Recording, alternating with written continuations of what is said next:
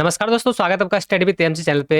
दोस्तों आज की इस वीडियो हम लोग फीटर ट्रेड एमसीक्यूज देखने वाले, जो कि आपके fitter trade second year exam के लिए बस एक ये सिंपल सा वीडियो है कि ये काफ़ी है। यदि आप इस वीडियो को कंप्लीट आखिरी तक देख लेते हैं तो 110% गारंटी है कि आपके सीबीटी एग्जाम जो होते हैं 50 क्वेश्चन होते हैं, इसमें कि 100 नंबर दिए जाते हैं। उसमें 100 नंबर आपके बिल्कुल 100% सेव रहेंगे। 100 नंबर आपका कोई काट नहीं सकता यदि आप इस कंप्लीट वीडियो को देख लेते हैं। तो चलिए करते हैं आज के इस वीडियो को स्टार्ट। आप लोगों से एक रिक्वेस्ट है कि वीडियो बहुत लंबी है तो आप लोग इसे अंत तक जरूर देखें। आप कहीं भी कुछ पढ़े चाहे नहीं पढ़े, बट इस वीडियो को 1 से 2 बार आप लोग जरूर देख लें यदि चाहते हैं आप लोग कि फीटर ट्रेड में आपके सेकेंड ईयर के एग्जाम में 100 नंबर आपके बिल्कुल फिक्स हो जाए। तो चलिए करते हैं इस वीडियो को स्टार्ट। यदि आपने अभी तक वीडियो को लाइक नहीं किया है तो वीडियो को आप लोग लाइक जरूर करें ताकि इसी प्रकार के वीडियो और अन्य ट्रेड के लिए भी आते रहे। तो अभी यह fitter trade second year exam के लिए, आगे आने वाले और भी वीडियोज हम लोग देखने वाले हैं। तो इस वीडियो में मैंने इतने क्वेश्चन को शामिल किया है जो कि आपके एग्जाम के लिए बिल्कुल काफ़ी है। एक्स्ट्रा और दिमाग लगाने की आपको आवश्यकता नहीं है। तो चलिए करते हैं वीडियो को स्टार्ट। तो आगे आप लोग क्वेश्चन देख सकते हैं। पहला क्वेश्चन आपके स्क्रीन पे आने वाले देख सकते हैं। यहाँ पे मैंने लिख दिया कि ये 100% परीक्षा में इससे ही क्वेश्चन आएंगे और ये पूर्णतः नए पैटर्न पर आधारित है जो कि आपके सीबीटी एग्जाम आयोजित होते हैं। तो चलिए यहाँ पर क्वेश्चन आपके स्क्रीन पे है और ये बिल्कुल अपडेटेड है। हमारी टीम के द्वारा हम लोग इसे पूरा रिव्यू किए हैं। क्वेश्चन सब कुछ जो कुछ इसमें एरर थे उन सभी को फिक्स किया गया है। तो देख सकते हैं पहला क्वेश्चन आपके स्क्रीन पे है कि संकीर्ण कार्य के लिए किस विशेष फाइल का उपयोग किया जाता है। तो संकीर्ण काल जो कार्य होता है इसके लिए इस्तेमाल किया जाता है फिलर फाइल का। ठीक है, ऑप्शन ए फिलर फाइल। ज़्यादा हम लोग डिस्कस इसमें नहीं करेंगे क्योंकि हम चाहते हैं कि वीडियो लंबी ज़्यादा ना हो और कम से कम हम लोग क्वेश्चन को ध्यान में रख ले ताकि एग्जाम में जो क्वेश्चन पूछ जाए उसे आप लोग डायरेक्टली आंसर कर सके। इसलिए हम लोग इसमें डिटेल से कुछ भी नहीं जानेंगे, सिर्फ आंसर देखेंगे और क्वेश्चन देखेंगे। तो दूसरा क्वेश्चन यहाँ पर है कि स्लॉटेड कैसल नट में स्लॉट क्यों दिए जाते हैं। स्लॉटेड कैसल नट में स्लॉट इसलिए दिए जाते हैं ताकि स्प्लिट पिन को फिक्स किया जा सके। स्प्लिट पिन को फिक्स करने के लिए कैसल नट जो होते हैं उसमें स्लॉट दिए जाते हैं। वो सब फिगर मैं आपको दिखाऊंगा इस प्रश्न में ही, आपको आगे देखने को मिलेंगे कि ये नट कैसा होता है। इसमें सही आंसर क्या हम लोग का ऑप्शन ए। आगे फिर फिगर वाले एक क्वेश्चन है, देख सकते हैं क्वेश्चन बहुत इंपॉर्टेंट क्योंकि इमेज वाला अक्सर बहुत सारे क्वेश्चन एग्जाम में पूछे जाते हैं। तो तीसरा क्वेश्चन यहाँ पर है कि इस लिमिट गेज का नाम क्या है। तो इस लिमिट गेज का नाम क्या है, प्रोग्रेसिव प्लग गेज। इसका नाम है प्रोग्रेसिव प्लग गेज। आगे क्वेश्चन देखते हैं। चौथा क्वेश्चन यहाँ पर है कि इस गेज का नाम क्या है और इसके फिगर इस तरफ दिए गए। चलिए इस फिगर को देखते हैं। तो ये जो बना हुआ है ये क्या है, ये है रिंग गेज। ये क्या है, रिंग गेज। यहाँ देखते हैं रिंग की तरह बना हुआ है। वही यदि इसके अंदर चूड़ी कटी रहती तो वो फिर अलग होता है, वो भी आपको फिगर दिखाएंगे। तो आप लोग बिल्कुल कंफ्यूज आपको नहीं होना, ये बिल्कुल प्लेन है और बाहर यहाँ पर देखते हैं रिंग गेज इस प्रकार से बना हुआ है। आगे 5 नंबर में क्वेश्चन है कि मिलने वाले भागों के बीच गैप की जांच करने के लिए किस गेज का उपयोग किया जाता है। तो इसके लिए उपयोग किया जाता है किस गेज का, तो इसके लिए उपयोग किया जाता है फीलर गेज का। Feeler gauge, option C, option C feeler gauge. अगला क्वेश्चन है कि स्लिप गेज को साफ करने के लिए किस मटेरियल का उपयोग किया जाता है। तो स्लिप गेज को साफ करने के लिए इस्तेमाल किया जाता है कार्बन टेट्राक्लोराइड का, यानी कि सीटीसी का इस्तेमाल इसके लिए किया जाता है। Option D CTC. आगे क्वेश्चन आपके स्क्रीन पे कि किस सामग्री को चार्ज करने के बाद लैपिंग प्लेट से प्लेट को धोना है। तो किससे इसको धोना है, तो इसे धोना है मिट्टी तेल से। ठीक है, kerosene. Option B kerosene oil यानी कि मिट्टी तेल। अगला क्वेश्चन आपके स्क्रीन पे है 8 नंबर में क्वेश्चन दिया हुआ है कि स्लिप गेज को जंग से बचाने के लिए किस सामग्री का उपयोग किया जाता है। तो स्लिप गेज को जंग से बचाने के लिए इस्तेमाल किया जाता है किस चीज़ का, तो इसके लिए इस्तेमाल किया जाता है पेट्रोलियम जेली का। Option D petroleum jelly. अगला क्वेश्चन आपके स्क्रीन पे है कि विशेष आयाम के लिए स्लिप गेज का निर्माण करने की प्रक्रिया क्या है। यहाँ पे क्वेश्चन इंग्लिश में भी है और हिंदी में ही, दोनों में है। तो आप लोग इंग्लिश में चाहे तो इंग्लिश में पढ़ सकते हैं और हिंदी में चाहे तो हिंदी में भी पढ़ सकते हैं। तो इसमें हम लोगों का सही आंसर क्या है, विशेष आयाम के लिए। तो विशेष आयाम के लिए इसमें सही आंसर है ऑप्शन ए। ऑप्शन ए क्या है, सबसे बड़ी स्लिप गेज के साथ यहाँ पर दिए गए हैं। बिगिनिंग शुरू करें। ठीक है, ऑप्शन ए। चलिए अगले क्वेश्चन को देखते हैं अब। अगला क्वेश्चन फिर आपके स्क्रीन पे है, 10 नंबर में इमेज दिया हुआ है। क्वेश्चन पूछा गया कि इस गेज का नाम क्या है। इस गेज का नाम क्या, ये जो फिगर यहाँ पे दिया गया है, इस गेज का नाम क्या है। तो इस गेज का नाम बहुत ही सिंपल, ये है एडजस्टेबल स्नैप गेज। ये क्या है, adjustable snap gauge, option D. इस फिगर को आप लोग याद रखें, या क्या है, एडजस्टेबल स्नैप गेज। चलिए अगला क्वेश्चन देखते हैं फिर। आगे क्वेश्चन दिए गए हैं कि किस फिनिशिंग प्रक्रिया में डायमेंशनल एक्यूरेसी की हाई डिग्री होती है। तो किसमें इसकी हाई डिग्री होती है, तो ये पूछा गया। तो इसमें सही आंसर क्या होगा हम लोग का, इसमें सही आंसर होगा लैपिंग। ठीक है, इसमें सही आंसर क्या होगा, लैपिंग, ऑप्शन डी, लैपिंग। यही सब क्वेश्चन एग्जाम में पूछे जाते हैं। अगला फिर क्वेश्चन है आपके स्क्रीन पे कि किस अपघर्षक यानी कि एब्रेसिव का उपयोग नरम इस्पात और अलौह धातुओं के लैपिंग के लिए किया जाता है। तो किसका इस्तेमाल होता है इसमें, फ्यूज्ड एल्यूमिना का, ऑप्शन डी, एफ ए, यानी कि फ्यूज्ड एल्यूमिना का इस्तेमाल इसके लिए किया जाता है। अगला क्वेश्चन है कि लैपिंग प्लेट की सतह पर ग्रुप्स क्यों प्रदान किए जाते हैं। लैपिंग सतह जिसके ऊपर ग्रुव बेस जो कटे रहते हैं, ये देने का कारण क्या है। इसका मेन कारण है कि अपघर्षक को बनाए रखने के लिए, ऑप्शन सी, अपघर्षक को बनाए रखने के लिए लैपिंग प्लेट की सतह पर ग्रुप्स प्रदान किए जाते हैं। अगला फिर क्वेश्चन दिए गए हैं आपके स्क्रीन पे इमेज के साथ कि सरफेस हार्डनिंग करने की विधि क्या है। ये जो फिगर दिखाए गए हैं, यह कौन सी विधि है सरफेस हार्डनिंग का। तो ये देखते ही बिल्कुल बॉक्स टाइप का एक पैक किया गया है। तो ये क्या हो जाएगा, सिंपल सा ऐसे समझे हम लोग ट्रिक से, तो पैक, ये पैक है तो पैक, बाकी पैक कार्बोरेजिंग। ठीक है, ऑप्शन बी, पैक कार्बोरेजिंग। चलिए अगले क्वेश्चन को देखते हैं फिर। आगे क्वेश्चन आपके स्क्रीन पे है कि सरफेस हार्डनिंग करने की विधि क्या है। इस प्रकार से जो हार्डनिंग की जा रही है, ये बिल्कुल देख सकते वायर लगा हुआ है चारों तरफ से, क्वाइल वाली, ये इस प्रकार से इसे हीट कर रहे हैं कि ये हो गया induction hardening, option D, induction. ठीक है, ये क्या होगा, सॉरी ये क्या होगा, फ्लेम। यहाँ पे देख सकते फ्लेम जल रहा है चारों तरफ, ये फ्लेम इसमें लगा हुआ है। इसी प्रकार से एक और फिगर होंगे वो मैं दिखाऊंगा, तो उसमें क्वाइल होता है तो वो इंडक्शन होता है। ये नहीं है, ये है फ्लेम हार्डनिंग, ये फ्लेम हार्डनिंग। इसमें देखते फ्लेम जल रहा है यहाँ पे, और इस प्रकार से इसे हार्ड किया जा रहा है, तो ये फ्लेम हार्डनिंग होंगे, ऑप्शन सी। आगे फिर क्वेश्चन दिए गए हैं कि 400 डिग्री सेल्सियस से नीचे के तापमान पर कठोरीकृत स्टील को पुनः गर्म करके फिर ठंडा करने के लिए किया गया उष्मा उपचार प्रक्रिया का नाम क्या है। तो जो इस प्रकार से की जाती है इसका नाम है टेम्परिंग। इसे टेम्परिंग कहा जाता है, ऑप्शन सी, टेम्परिंग। आगे क्वेश्चन है 17 नंबर में कि स्टील में टेम्परिंग प्रक्रिया क्यों की जाती है। तो स्टील में टेम्परिंग प्रक्रिया इसलिए की जाती है ताकि कठोरता और टफनेस को रेगुलेट किया जा सके। कठोरता और टफनेस को रेगुलेट करने के लिए स्टील में टेम्परिंग प्रक्रिया की जाती है। नेक्स्ट क्वेश्चन फिर आपके स्क्रीन पे कि स्टील में एनेलिंग का उद्देश्य क्या है। स्टील में एनेलिंग का उद्देश्य क्या है, तो इसका मेन उद्देश्य होता है आंतरिक स्ट्रेस को दूर करने के लिए। चलिए देखते हैं ये ऑप्शन कहाँ पे है, आंतरिक स्ट्रेस को दूर करने के लिए। तो इसका ऑप्शन यहाँ पर दिए गए हैं ऑप्शन सी में। ठीक है, ऑप्शन सी। आगे क्वेश्चन है कि इस की का नाम क्या है। यहाँ जो की दिखाए गए हैं इस फिगर में, इस की को किस नाम से जाना जाता है। तो इस की को जाना जाता है फेदर की के नाम से। ठीक है, इसे फेदर की के नाम से जाना जाता है, ये की है फेदर की। अगला क्वेश्चन है कि कुंजी का उद्देश्य क्या है। ठीक है, what is the purpose of की। तो कुंजी का उद्देश्य क्या होता है, कुंजी का उद्देश्य होता है टार्क को संचारित करने के लिए, टार्क को संचारित करने का उद्देश्य होता है कुंजी का। अगला क्वेश्चन है अनुपात, यहाँ पूछेगा की वे टेपर का अनुपात क्या है। तो की वे टेपर का अनुपात होता है 1:100, ऑप्शन डी, 1:100। ठीक है, 1:100, एक अनुपात 100।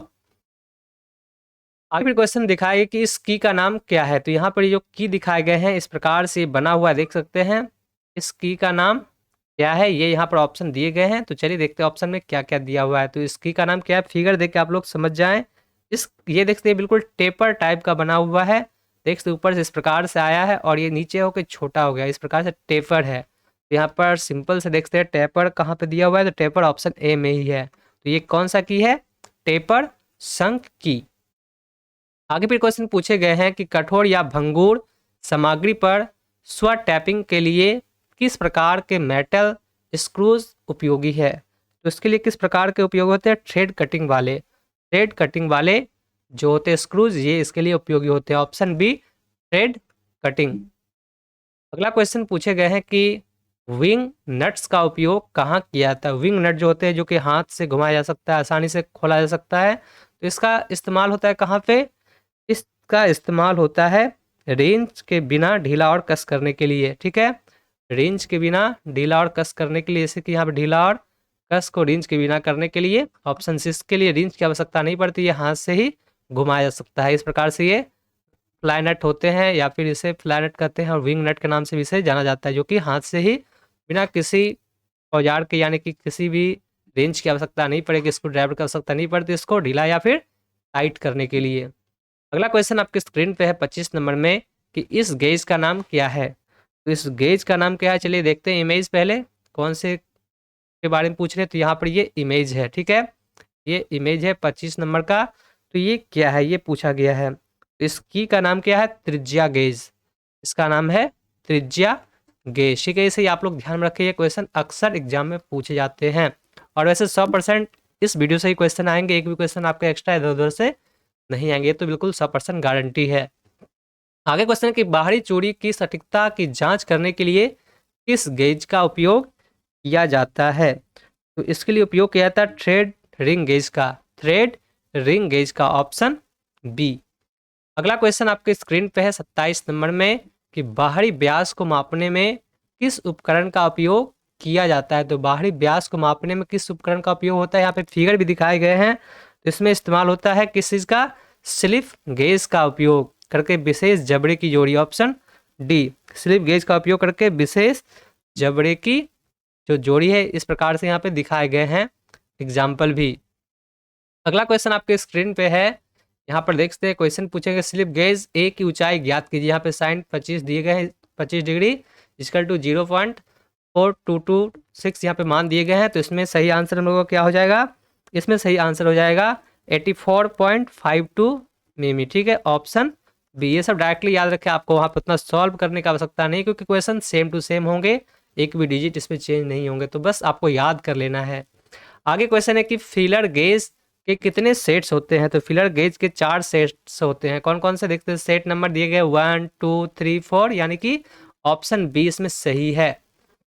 अगला क्वेश्चन है कि रेडियस और फिलेट गेज बनाने के लिए किस मटेरियल का उपयोग किया जाता है। तो रेडियस और फिलेट गेज को बनाने के लिए इस्तेमाल किया जाता है किसका, तो इसके लिए इस्तेमाल किया जाता है कठोर इस्पात का, कठोर हार्डनेस स्टील का। रेडियस और फिलेट गेज बनाने के लिए किस मटेरियल का उपयोग होता है, तो हार्डनेस स्टील का, हार्डनेड स्टील का इसके लिए इस्तेमाल होता है। चलिए अगले क्वेश्चन को देखते हैं। फिर आगे क्वेश्चन दिखाए गए इमेज में कि लैपिंग टूल में एक्स के रूप में चिन्हित भाग क्या है। यहाँ जो एक्स दिखाए गए हैं ये भाग, इस भाग का नाम क्या है, ये यहाँ पे पूछा गया है। तो इसका नाम है स्लिट। ठीक है, इसका नाम स्लिट है, ऑप्शन ए इसमें सही है, स्लिट, जिसे स्लिट के नाम से जाना जाता है। ये फिगर आप लोग बिल्कुल याद रख लें। अगला क्वेश्चन फिर आपके स्क्रीन पे है कि लैपिंग टूल में प्रदान किया गया स्लिट का उद्देश्य क्या है। स्लिट का उद्देश्य क्या है, तो स्लिट का उद्देश्य होता है विस्तार के लिए। ठीक है, ऑप्शन बी, विस्तार के लिए इसका इस्तेमाल किया जाता है। अगला क्वेश्चन इमेज वाला है कि इस ऑपरेशन का नाम क्या है। यहाँ जो फिगर में दिखाए गए हैं ये ऑपरेशन, इसका नाम क्या है, इसका नाम है lapping large diameter, lapping large diameter है ये, option D, lapping large diameter. अगला क्वेश्चन आपके स्क्रीन पे कि कास्ट आयरन और अलॉय मटेरियल की होनिंग करने के लिए किस प्रकार के अपघर्षक का उपयोग किया जाता है। तो किस प्रकार के यहाँ पर इस चीज़ का इस्तेमाल होता है, ये पूछा गया। तो इसके लिए इस्तेमाल होता है किस चीज़ का, इसके लिए इस्तेमाल होता है सिलिकॉन कार्बाइड का, ऑप्शन सी, सिलिकॉन कार्बाइड। आगे फिर क्वेश्चन आपके स्क्रीन पे दिए गए हैं। क्वेश्चन क्या है, क्वेश्चन है कि सरफेस हार्डनिंग के किस विधि में सतह स्केल मुक्त होती है, सतह स्केल मुक्त होती है, तो वह कौन से इसमें सही आंसर है? Induction hardening, option D induction hardening. ठीक है, अगला क्वेश्चन है कि यदि स्टील को क्रिटिकल तापमान तक गर्म किया जाता है और भट्टी में बहुत धीरे धीरे ठंडा किया जाता है तो उस प्रक्रिया का नाम क्या है? तो इस प्रक्रिया का नाम होता है एनिलिंग। ठीक है, ऑप्शन ए एनिलिंग। ठीक है, आगे फिर प्रश्न पूछे गए हैं कि स्टील घटक की संरचना को परिष्कृत करने की प्रक्रिया क्या है? तो इसे परिष्कृत करने की प्रक्रिया को कहा जाता है नॉर्मलाइजिंग, ऑप्शन डी नॉर्मलाइजिंग। अगला प्रश्न यहाँ पर दिए गए कि गर्म स्लॉट बाथ में कौन सा सरफेस हार्डनिंग की विधि की जाती है? तो इसके लिए किस हार्डनिंग की विधि की जाती है ये यहाँ पर पूछा गया है गर्म स्लॉट में। तो इसमें सही आंसर क्या हो जाएगा हम लोग का? लिक्विड कार्बोरेजिंग। ठीक है, ऑप्शन डी लिक्विड कार्बोरेजिंग। आगे क्वेश्चन पूछे गए कि एक्स से चिन्हित भाग का नाम क्या है? तो चलिए इमेज देखते हैं कौन सा इमेज है जिसने पूछा क्या। तो ये यहाँ पर इमेज आपके स्क्रीन पे दिखाए गए हैं। तो ये जो है इसमें इसका नाम क्या है? यहाँ पे एक्स से सूचित किया गया है। तो इसको किस नाम से जाना जाता है? इसे जाना जाता है स्प्लाइन सॉफ्ट के नाम से, spline soft, option B splined soft के नाम से इसे जाना जाता है। अगला क्वेश्चन है कि किस की का आयताकार क्रॉस सेक्शन होता है जो कि सॉफ्ट और हब दोनों पर कटे कीबे में फिट होता है? तो इसमें सही आंसर कौन सा है ये? इसमें सही आंसर है संक की। ठीक है, संक की। यहाँ पर देखते हैं, यहाँ पर सन हो गया तो ये सन नहीं, यहाँ पर होगा संक की। ठीक है, संक की। चलिए यहाँ पे सही आंसर है संक की। अगला क्वेश्चन देखते हैं फिर, टैपर्ड सॉफ्ट पर फिटिंग के लिए कौन सी की उपयोगी होती है? टैपर्ड सॉफ्ट पर यहाँ पर पूछा गया तो इसके लिए उपयोगी होते हैं वुडरफ की, ऑप्शन सी वुडरफ की। फिर क्वेश्चन यहाँ पर दिखाए गए हैं कि सर्कुलर टेम्पर की क्या प्रयोग कहाँ किया जाता है? ठीक है, सर्कुलर टेम्पर की का प्रयोग कहाँ पर किया जाता है? तो इसका इस्तेमाल कहाँ पर होता है? इसका इस्तेमाल होता है लाइट ड्यूटी ट्रांसमिशन में, लाइट ड्यूटी ट्रांसमिशन में इसका इस्तेमाल किया जाता है। चलिए अगले क्वेश्चन को देखते हैं अब।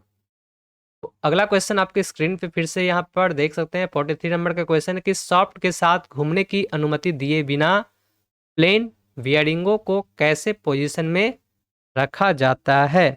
तो इसे कैसे रखा जाता है ये यहाँ पर पूछा गया है। तो इसमें रखा जाता है की या फिर स्क्रू के द्वारा, की या फिर स्क्रू के द्वारा इसे पोजीशन में रखा जाता है। अगला क्वेश्चन यहाँ पे पूछा गया कि इस की का नाम क्या है? यहाँ जो ये की दिखाए गए हैं इमेज में, इस की का नाम क्या है? तो इस की का नाम है फ्लैट सैडल की, फ्लैट सैडल की। देखते हैं बिल्कुल फ्लैट है, कहीं पे भी कोई झुका हुआ या फिर गोल नहीं है, ये बिल्कुल फ्लैट है, तो इसे फ्लैट सैडल की का नाम से जाना जाता है। अगला फिर क्वेश्चन आपके स्क्रीन पे है कि what is the name of की? इस की का नाम क्या है? तो यहाँ पर देखते हैं फिगर, तो इस की का नाम क्या है? बहुत ही सिंपल सा क्वेश्चन है, यहाँ पे गिव कटा हुआ है तो ये क्या हो गया? गिव हेड की। देखते हैं यहाँ पे गिव बना हुआ है, ये जो गिव है तो इसे गिव हेड की के नाम से जाना जाता है। अगले प्रश्न को देखते हैं फिर। तो अगला प्रश्न आपके स्क्रीन पे 46 नंबर के ताले की मरम्मत और चाबियों में हार्ड नॉच की फाइलिंग करने के लिए किस फाइल का उपयोग किया जाता है? तो इसके लिए किस फाइल का इस्तेमाल किया जाता है ये पूछा गया। तो इसके लिए इस्तेमाल किया जाता है वार्डिंग फाइल का, इसके लिए वार्डिंग फाइल का इस्तेमाल किया जाता है। ठीक है, आगे पूछे गए स्क्रू के बारे में, इस स्क्रू का नाम क्या है? यहाँ जो स्क्रू दिखाए गए हैं इस स्क्रू का नाम है ड्राइवर स्क्रू। ठीक है, इसका नाम क्या है? Driver screw. चलिए अगले प्रश्न को देखते हैं फिर। अगला प्रश्न आपके स्क्रीन पे कि लॉक वाशर का क्या फायदा होता है? लॉक वाशर जो लगे होते हैं इसका क्या फायदा होता है? इसका फायदा ये होता है कि कंपन के कारण बोल्ट या फिर नट को ढीला होने से ये बचाता है, इस वजह से इसमें वाशर लगाए जाते हैं ताकि नट बोल्ट जल्दी ढीला ना हो। ठीक है, कंपन की वजह से।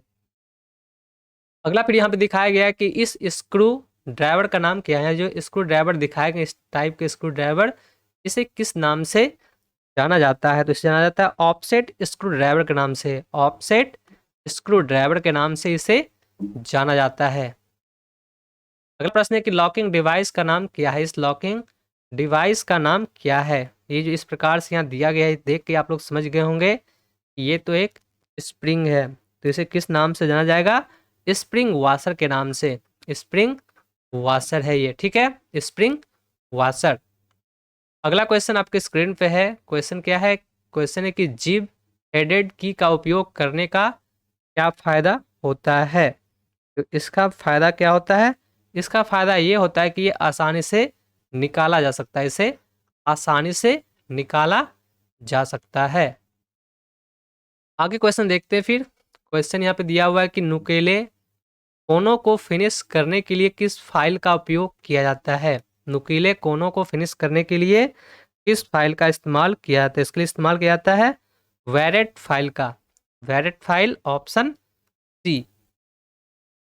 नेक्स्ट क्वेश्चन फिर आपके स्क्रीन पे कि इस फाइल का नाम क्या है। फाइल के इमेज यहाँ पे दिखाए गए हैं और पूछा गया है कि इस फाइल का नाम क्या है। तो इस फाइल का नाम है टिंकर फाइल, ऑप्शन ए। इसका नाम है टिंकर फाइल। चलिए नेक्स्ट क्वेश्चन देखते हैं फिर। अगला क्वेश्चन आपके स्क्रीन पे कि आकृति की पुष्टि करने हेतु वर्कपीस को जांचने के लिए किस उपकरण का उपयोग किया जाता है।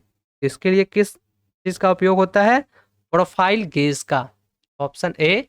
प्रोफाइल गेज का इसके लिए इस्तेमाल किया जाता है। अगले प्रश्न की तरफ चलते हैं। अगला प्रश्न आपके स्क्रीन पे है। 55 नंबर का क्वेश्चन क्या है। क्वेश्चन है कि फीलर गेज का उद्देश्य क्या है। फीलर गेज का उद्देश्य क्या है, तो इसका उद्देश्य मिलने वाले भागों के बीच की गैप की जांच करना, ठीक है, मिलने वाले भागों के बीच की गैप की जांच करना इसका मेन उद्देश्य होता है। नेक्स्ट क्वेश्चन है कि इस गेज का नाम क्या है। इस प्रकार के जो गेज फिगर में आपको दिख रहे हैं, इस गेज का नाम क्या है। इस गेज का नाम है standard wire gauge, option D. Standard wire gauge के नाम से इसे जाना जाता है। आगे भी क्वेश्चन है कि बाहरी व्यास की जांच के लिए किस गेज का उपयोग किया जाता है। बाहरी व्यास, यहाँ जो बाहरी व्यास है इसकी जांच के लिए, तो इसमें इस्तेमाल होता है प्लेन रिंच गेज का। प्लेन रिंच गेज का इसके लिए इस्तेमाल किया जाता है। आगे क्वेश्चन है कि आकार के निर्माण के लिए स्लिप गेज को एक साथ जोड़ने की क्रिया को क्या कहते हैं। तो इस क्रिया को क्या कहा जाता है, ये पूछा गया है। तो इसे रिंगिंग कहते हैं, ठीक है। चलिए ऑप्शन देखते हैं किस तरफ है। यहाँ पर नहीं दिख गया, यहाँ पर है, तो इसे रिंगिंग कहते हैं, ठीक है, ऑप्शन डी। क्वेश्चन है कि साइन बार बनाने के लिए किस मटेरियल का उपयोग किया जाता है। तो साइन बार बनाने के लिए स्थिर क्रोमियम स्टील का इस्तेमाल होता है, स्थिर क्रोमियम का, ठीक है, ऑप्शन डी। स्थिर क्रोमियम स्टील का इसके लिए इस्तेमाल किया जाता है। आगे फिर क्वेश्चन पूछे गए हैं कि साइन बार की लंबाई कैसे निर्दिष्ट की जाती है। तो साइन बार की लंबाई को निर्दिष्ट किया जाता है रोलर्स के केंद्र बिंदु के बीच की दूरी से। रोलर्स के केंद्र बिंदु के बीच की दूरी से, ऑप्शन सी, ठीक है, ऑप्शन सी इसमें सही है। आगे फिर क्वेश्चन दिखाए गए हैं कि साइन बार के साथ जांच करते समय कौन त्रिभुज यानी कि ट्रायंगल का कर्ण बनाता है। तो इसमें कौन कर्ण बनाता है, ये पूछा है। इसमें बनाता है कौन, साइन बार की लंबाई, ऑप्शन सी, साइन बार की लंबाई, ठीक है। अगले प्रश्न की तरफ चलते हैं। अगला प्रश्न आपके स्क्रीन पे है कि लैपिंग ऑपरेशन में अपघर्षक कंपाउंड्स के अत्यधिक उपयोग का क्या प्रभाव है। इसका प्रभाव क्या है, इसका प्रभाव है अशुद्धि का विकास होना, अशुद्धि का विकास होना, ऑप्शन ए। नेक्स्ट क्वेश्चन है कि यदि वर्कपीस की तुलना में लैप कठोर है तो क्या होता है। तो क्या होता है, होता यह है कि वर्कपीस लैप को काट देता है, ठीक है, ऑप्शन ए। वर्कपीस लैप को काट देगा, ठीक, ठीक है, ऑप्शन ए। नेक्स्ट क्वेश्चन फिर दिखाया गया स्क्रीन पे 64 नंबर का कि किस सामग्री का उपयोग छोटे व्यास के लैप बनाने में किया जाता है। छोटे, यहाँ पूछे गए हैं छोटे व्यास के लैप बनाने में किया जाता है किस सामग्री का उपयोग। तो इसमें सही आंसर हम लोगों का क्या होगा, इसमें सही आंसर होगा तांबा या फिर पीतल, ऑप्शन डी कॉपर या फिर ब्रास। अगला फिर प्रश्न पूछा गया है कि सतह टेक्सचर मापने के उपकरण का नाम क्या है। चलिए ऑप्शन देख लेते हैं, इसमें कौन कौन से ऑप्शन दिए गए। यहाँ पर इमेज दिखाया गया है, तो इस इमेज के बारे में पूछा गया है, तो इसका नाम क्या है, मैकेनिकल सरफेस इंडिकेटर। इसका नाम क्या है, मैकेनिकल सरफेस इंडिकेटर। इसका नाम क्या है, मैकेनिकल सरफेस इंडिकेटर। तो इसे आप लोग ध्यान में रखें, इस इमेज को, इसका नाम क्या है, मैकेनिकल सरफेस इंडिकेटर। एक क्वेश्चन है कि ऑन रिंग ऑपरेशन में बड़ी मात्रा के लिए मैनुअल स्ट्रोकिंग क्यों पसंद की जाती है। मैनुअल स्ट्रोकिंग क्यों पसंद की जाती है, तो इसको इस वजह से भी पसंद किया जाता है क्योंकि ये कम टॉलरेंस रखने के लिए बहुत ही मददगार होते हैं, कम टॉलरेंस के लिए। ठीक है, ऑप्शन सी कम टॉलरेंस रखने के लिए। हार्डनिंग करने का उद्देश्य क्या होता है, मेन हार्डनिंग करने का उद्देश्य क्या है, तो इसका उद्देश्य काटने की क्षमता को बढ़ाना, काटने की क्षमता को बढ़ाने के लिए हार्डनिंग किया जाता है, हार्ड एंड टेम्पर किया जाता है। चलिए आगे क्वेश्चन को देखते फिर। अगला क्वेश्चन यहाँ पे पूछे गए कि ऊष्मा उपचार की कौन सी विधि द्वारा किस जॉब में मशीनीकरण और क्वालिटी का सुधार होगा। किसका सुधार होगा, एनिलिंग के द्वारा, ऑप्शन ए एनिलिंग, इस विधि के द्वारा, एनिलिंग विधि के द्वारा। ठीक है, चलिए अगला प्रश्न है कि हीट ट्रीटमेंट प्रक्रिया में फ्लेम हार्डनिंग का नुकसान क्या है। इसमें नुकसान ये होता है कि छोटे वर्कपीस के लिए ये उपयुक्त नहीं रह जाते हैं, छोटे वर्कपीस के लिए उपयुक्त नहीं है ये चीज़। चलिए अगला प्रश्न है कि बेस मेटल पर मेटल की परतों को रोल या फिर लेयर्स खींचने के द्वारा किए गए धात्विक कोटिंग करने की विधि का नाम क्या है। तो इस विधि का नाम क्या होता है ये पूछा गया, तो इस विधि का नाम होता है क्लैडिंग, ऑप्शन बी क्लैडिंग इस विधि को कहा जाता है। यदि हब या फिर पुल्ली को अक्षीय रूप से कुछ दूरी तक सॉफ्ट पर स्लाइड करना है तो किस प्रकार की कुंजी का उपयोग किया जाता है। तो इसके लिए किस प्रकार की कुंजी का उपयोग किया जाएगा, फेदर की का, ऑप्शन ए फेदर की का इस्तेमाल इस कार्य के लिए किया जाएगा। अगले प्रश्न की तरफ चलते हैं। अगला प्रश्न यहाँ पे फिगर दिखाए गए हैं कि इस फाइल का नाम क्या है। देखते हैं फाइल किस प्रकार से नुकीला बना हुआ है, इस तरह से ये फाइल है। इस फाइल का नाम पूछा गया, इस फाइल का नाम क्या है। तो इसे वार्डिंग फाइल के नाम से जाना जाता है, वार्डिंग फाइल के नाम से इसे जाना जाता है। ठीक है, ताले वगैरह चाबी वगैरह के लिए इस्तेमाल होते हैं वार्डिंग फाइल, ऑप्शन बी। अगला फिर क्वेश्चन है कि कौन सा नट बोल्ट के सिरे की चूड़ियों को नुकसान होने से बचाता है। बचाता है ये पूछा है, कौन सा बचाता है, तो बचाता है कैपनट, कैपनट बचाता है नट बोल्ट के सिरों को, चूड़ियों को नुकसान होने से। ठीक है, वहाँ पे कैप टाइप का नट होता है, कैपनट के नाम से इसे जाना जाता है। आगे भी क्वेश्चन पूछे गए हैं कि प्रिसिशन टूल रूम अनुप्रयोगों के लिए किस ग्रेड के स्लिप गेज का उपयोग किया जाता है, किस ग्रेड का इस्तेमाल होता है इसमें, तो ग्रेड 1, ऑप्शन सी ग्रेड 1 का इस्तेमाल इसके लिए किया जाता है, ग्रेड 1। ठीक है, अगला प्रश्न पूछा गया कि स्लिप गेज ब्लॉक बनाने के लिए किस मटेरियल का उपयोग किया जाता है। तो इसमें इस्तेमाल होता है उच्च ग्रेड स्टील का, उच्च ग्रेड स्टील का। तो जहाँ कहाँ पे ये ऑप्शन है, ऑप्शन सी उच्च ग्रेड स्टील का इस्तेमाल इसमें किया जाता है। आगे फिर क्वेश्चन पूछे गए हैं कि महीन अपघर्षक कणों का उपयोग किस ऑपरेशन में किया जाता है। ये क्वेश्चन यहाँ पर पूछे गए हैं, तो इसमें इस्तेमाल होता है किस चीज़ के लिए, लैपिंग के लिए, ऑप्शन बी लैपिंग। अगला क्वेश्चन है कि नॉर्मलाइजिंग करने का उद्देश्य क्या है।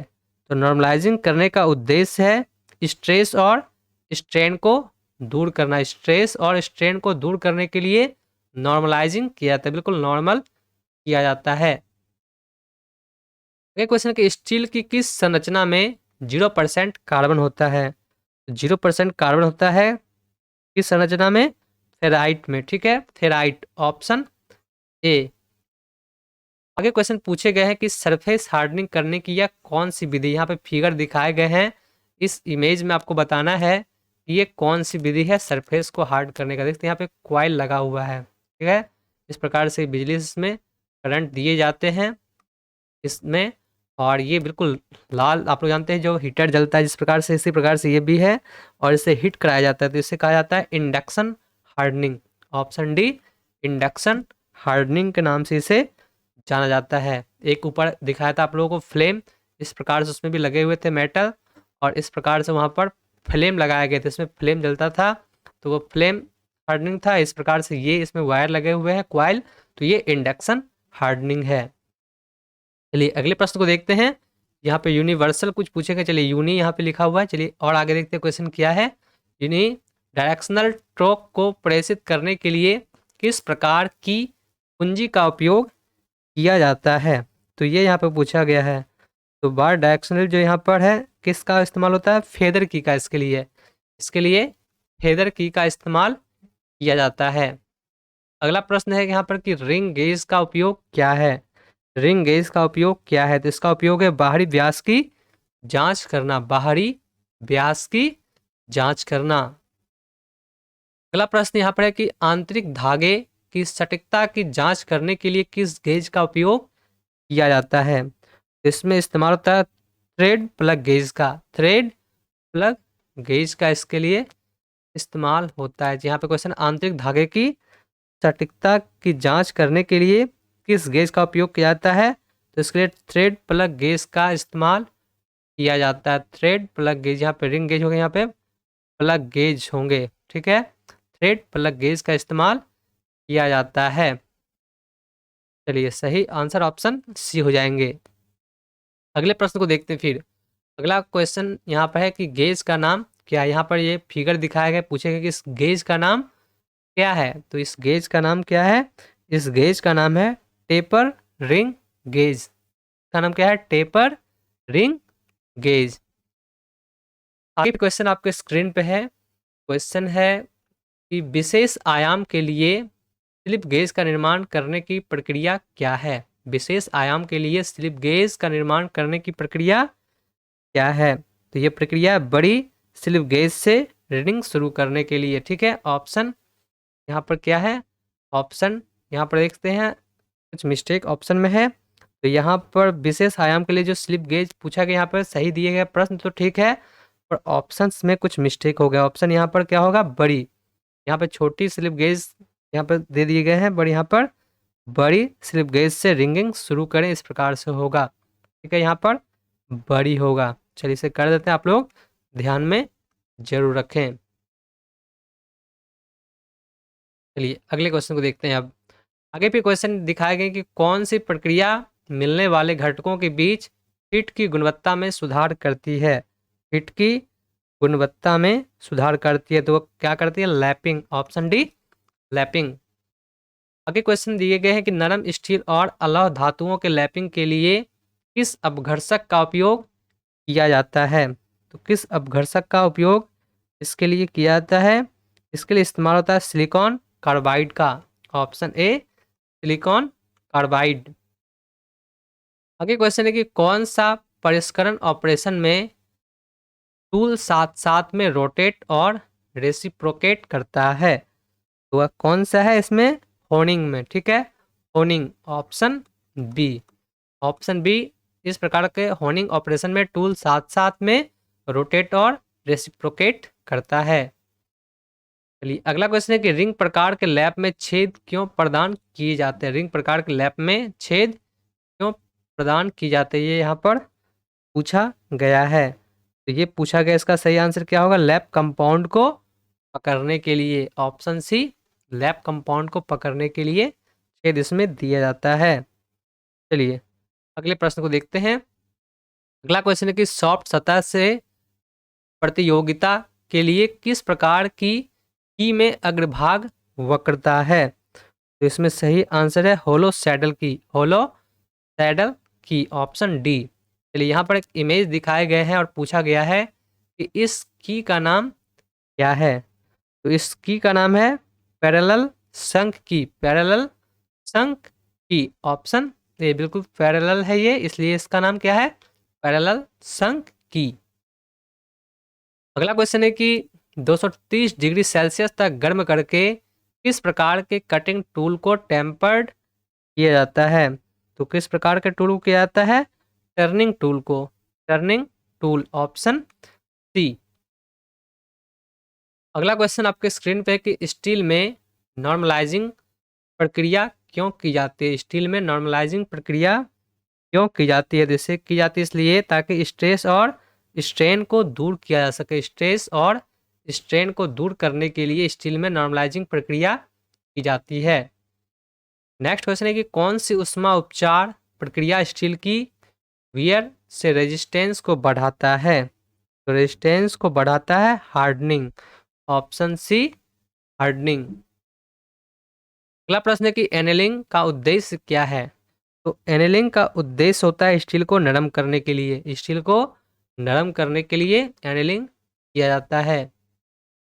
अगला प्रश्न है कि स्क्वायर हेड स्क्रू में कॉलर क्यों प्रदान किए जाते हैं? स्क्वायर हेड स्क्रू में कॉलर क्यों प्रदान किए जाते हैं? इसे इस वजह से किया जाता है ताकि कार्य की सतह को सुरक्षित रखा जा सके। कार्य की सतह को सुरक्षित रखने के लिए स्क्वायर हेड स्क्रू में कॉलर दिए जाते हैं। अगला प्रश्न है कि टेपर प्लग गेज का उद्देश्य क्या है? तो टेपर प्लग गेज का उद्देश्य होता है परफेक्ट फिट के साथ टेपर्ड छेद की जांच करने के लिए। ठीक है, perfect, option C, option C.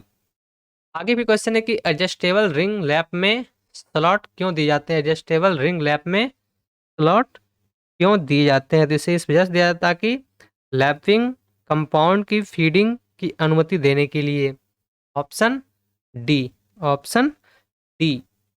आगे फिर क्वेश्चन है कि कौन सा अपघर्षक में उत्कृष्ट कटाई गुण नहीं होता है और महंगा है? चलिए, नहीं होता है और महंगा भी है, तो वह क्या है?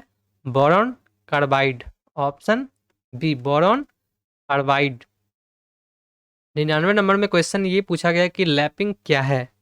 लैपिंग क्या है? तो लैपिंग प्रेसिशन फिनिशिंग ऑपरेशन होता है। Precision finishing operation, PFO। ठीक है, PFO, प्रेसिशन फिनिशिंग ऑपरेशन। चलिए, अगला क्वेश्चन पूछा गया है कि इस लैप टूल का नाम क्या है? यहाँ पे फिगर दिखाए गए हैं, पूछा गया इस लैप टूल का नाम क्या है? इस लैप टूल का नाम है adjustable ring lap. Adjustable ring lap के नाम से इसे जाना जाता है। फिगर आप लोग ध्यान से देख लें ताकि एग्जाम में पूछे जाए तो आप लोग आसानी से इसका आंसर कर सकें। चलिए, अगले क्वेश्चन को फिर देखते हैं हम लोग।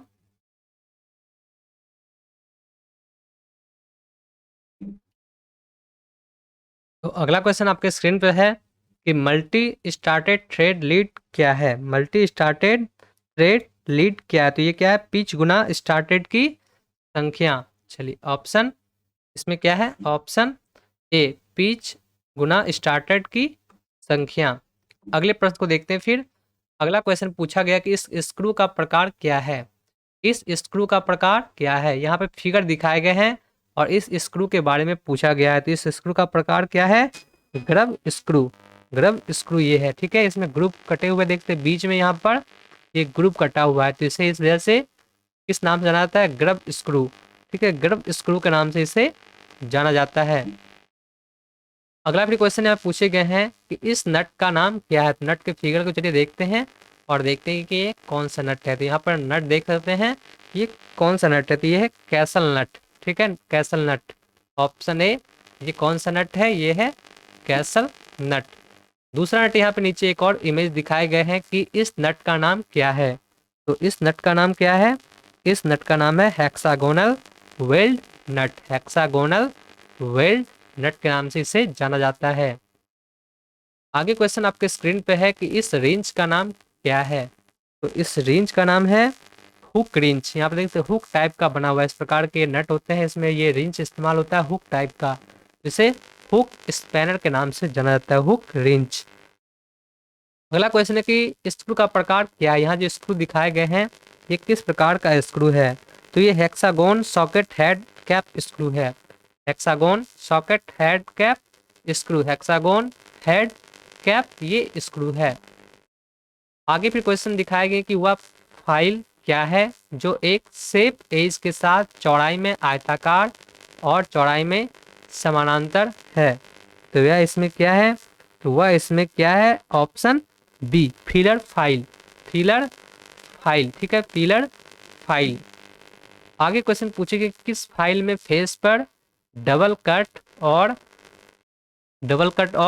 किनारों पर सिंगल कट होगा, डबल कट और किनारों पर सिंगल कट होगा, तो वह फाइल कौन सा होगा, wording file, option D wording file. ऊपर इमेज मैंने आपको दिखाया था। आगे भी क्वेश्चन है कि इस फाइल का नाम क्या है। यहाँ पे फाइल के इमेज दिखाए गए हैं और पूछा गया है कि इस फाइल का नाम क्या है। तो इस फाइल का नाम है Swiss pattern file, Swiss pattern file के नाम से इस फाइल को जाना जाता है, ठीक है, स्विस पैटर्न फाइल। चलिए अगले प्रश्न को देखते हैं। यहाँ पे पूछा गया क्वेश्चन कि इस गेज का नाम क्या है। यहाँ पर ये गेज है और इसके अंदर देखते हैं चूड़ियाँ भी कटी हुई है और ये पूछा गया कि इस गेज का नाम क्या है। तो इस गेज का नाम है thread ring gauge, thread ring gauge, thread कटा हुआ है अंदर, इस वजह से ये थ्रेड रिंग गेज। यदि थ्रेड नहीं कटा होता तो सिर्फ ये रिंग गेज होता और थ्रेड कटा हुआ है तो इस वजह से थ्रेड रिंग गेज के नाम से जाना जाता है। चलिए अगले प्रश्न को देखते हैं। इस गेज का नाम क्या है, ये यहाँ पे पूछा गया है, इस गेज का नाम क्या है। तो इस गेज का नाम है स्नैप गेज, इसे स्नैप गेज के नाम से जाना जाता है। अगला प्रश्न है कि ड्रिल गेज का उपयोग क्या है। तो ड्रिल गेज का उपयोग है ड्रिल के व्यास की जांच करने के लिए, ड्रिल के व्यास की जांच करने के लिए ड्रिल गेज का इस्तेमाल किया जाता है। चिन्हित किए गए एक्स भाग का नाम क्या है। यहाँ पे फिगर में जो एक्स भाग दिखाए गए ये इसका नाम क्या है। तो देखते हैं बिल्कुल सिंपल सा यहाँ से लिया गया है, यहाँ से, और ये यहाँ का पूछा गया है लंबाई। तो लंबाई यानी कि ये लंबाई है, ऑप्शन ए लेंथ को दर्शाया गया है। अगला फिर क्वेश्चन यहाँ पर क्या है, चलिए वो भी देखते हैं। आगे क्वेश्चन है कि चिन्हित किए गए एक्स भाग का नाम क्या है। तो यहाँ पर देखिए उस तरफ ऐसे था और इस प्रकार ऐसे है, तो ऐसे है यानी कि ये क्या पूछा गया है, ये स्लिप गेज की ऊंचाई, स्लिप गेज की ऊंचाई, ऑप्शन ए ऊंचाई।